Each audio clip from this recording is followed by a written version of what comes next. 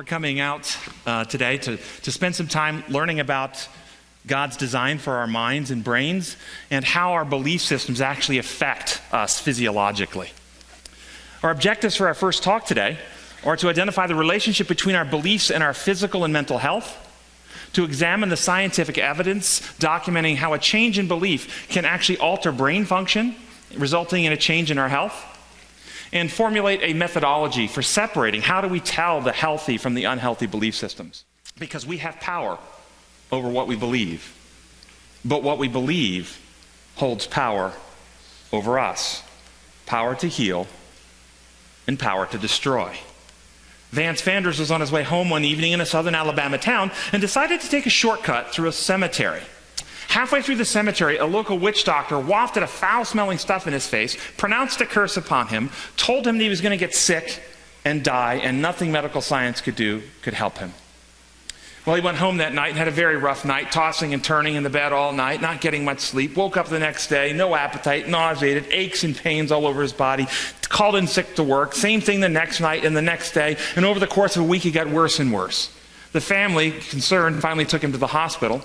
At the hospital, the doctors ran several tests, couldn't find anything significantly wrong other than a little dehydration, and so the family finally told the doctor about the curse. The doctor thought long and hard, went home that evening, came back the next morning, called the family together, brought a nurse in the room and said, "Vance, I went to the cemetery last night. I found the witch doctor. I pinned him up against a tree. I forced him to tell me how the curse worked. Vance, he rubbed lizard eggs into your abdomen, and one of those eggs is hatched and is eating you from the inside out. But he told me how to break the curse." And with great ceremony, the doctor drew a clear liquid up into a syringe, injected it into Vance, and he injected a medicine that induces vomiting. And a few moments later, as Vance is vomiting, the doctor, while everybody's watching Vance, the doctor secretly drops a little green lizard into the vomit. He says, "Look, Vance, the curse is broken." Vance's eyes pop open. He falls back into bed, into a fitful sleep, wakes 4 hours later, ravenously hungry and cured. Eric Adams, college students, as many college students are, was short on funds and needed to make some money while he was in school, and so he entered a pharmaceutical drug study for an antidepressant. And partway through the study, his girlfriend broke up with him, and despondent and depressed, he went home and overdosed on the entire bottle of medication. And as impulsive overdoses frequently do, he became concerned, so he called 911. By the time the ambulance got there, he was incoherent, confused. They put an EKG monitor on him. He was having PVCs, premature ventricular arrhythmias, which are a dangerous abnormal arrhythmia. His blood pressure was so low they could barely get it. So they rushed him to the hospital. And at the hospital, he continued to be confused. His blood pressure was very low. They put in an IV and bolused him with fluids, but they couldn't get his pressure up. His heart continued to have irregular beats. So they called the 800 number on the bottle and said, "Look, we've got to know what this is. He's overdosed. We don't know how to treat him." And so they broke the seal, and he was on placebo, which is a sugar pill for those who don't know what placebo is. And as soon as they told him that he was on a placebo, within 15 minutes, his blood pressure was normal, the confusion was gone, and all the irregular heartbeats had stopped.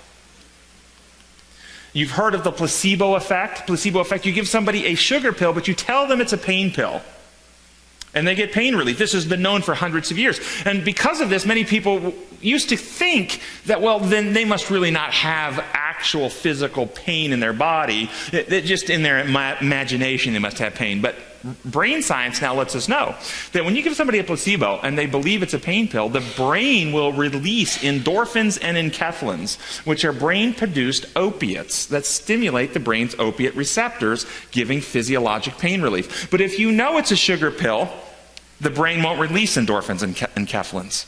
A different physical outcome depending on your belief. You see, we have power over what we believe, but what we believe holds power over us. Power to heal or power to destroy. With so many different views about God being taught, questions arise. Does our understanding of God make a difference? Does it really matter? Or is it just simply enough to be sincere? Just believe. As long as you believe, all will be good. Well, I was at a spirituality and medicine conference at Harvard University some years ago, and there were representatives from a variety of different traditions, Jewish, Islamic, Christian, and so forth, and they were advocating the inclusion of spirituality and spiritual assessments in the treatment of our patients, which is a good thing. And halfway through the talk, a woman from the audience got up to the microphone and she said, I just want you to know I'm here representing the Wiccans, those of us who practice white witchcraft. Our religion is based on the ancient religions of pagan Europe.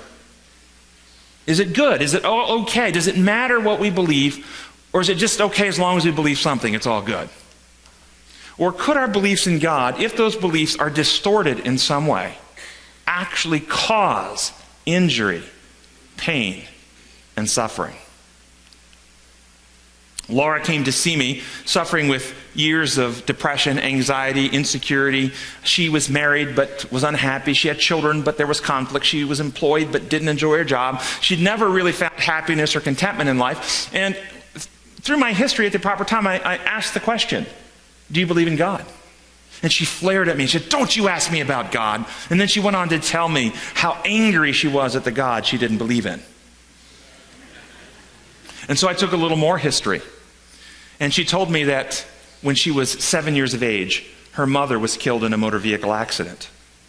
And then she was tearful, looking at me, and she said, I remember clearly sitting on the front row with my dad, and the pastor looked right at me and said, Jesus took your mommy to be with him. And she looked at me and said, but I needed my mommy with me. And in her mind, this idea that God and Jesus are the type of being that will take mommies from their children. And so through the rest of her life, anything bad happened is just another example of God messing with her. Anything good happened, she couldn't enjoy it because she knew if he took mommy, it's just a matter of time before he takes that too. No joy. Can our God concept, if distorted in some way, actually cause harm? So upon what do we base our beliefs? What do you base your beliefs about God? Ideas that you formed in childhood? Opinions. Well, my mom believes, my pastor, my professor, my school, my church, opinions of others. Feelings. Well, I got a really good feeling. It feels right. Just think in high school, the person you dated and it really felt right. Remember that? Wasn't, was it? What about tradition? How about this is a classic? Well, tradition. We've taught this in our church. Churches believe this for 500, 1,000 years. We have tradition. What about tradition? How would you like to go to a doctor who practices medicine traditionally? Well, let's see. We can get cocaine tooth drops for our kids. You see this? It's only 15 cents, and it works instantaneous.